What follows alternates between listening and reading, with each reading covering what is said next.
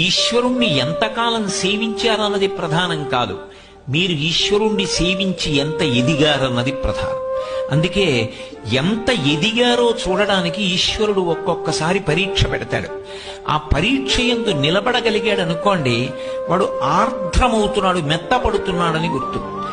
భక్తి భక్తుణ్ణి ఏం చేస్తుందంటే భగవంతుని యందు ఐక్యమైపోయేటట్టుగా చేస్తుంది. అది జ్ఞానము ద్వారా చేస్తుంది. జ్ఞానాద్దేవత కైవల్యం. ఆ జ్ఞానము కలిగిన నాడు భగవంతుని యొక్క అనుగ్రహము చేత భగవత్ సంబంధమైన జ్ఞానము కలుగుతుంది. అది పుస్తకాలు చదివితే వచ్చేది కాదు. ఉపాసనయందు నిలబడగా నిలబడగా నిలబడగా ఈశ్వరుణ్ణి సేవించగా సేవించగా సేవించగా ఆయన అనుగ్రహం కలుగుతుంది. కలిగిన నాడు జీవుడు బ్రహ్మము రెండు కాదు ఒక్కటే అన్న జ్ఞానం కలుగుతుంది. అదే మోక్షము అని పిలుస్తారు.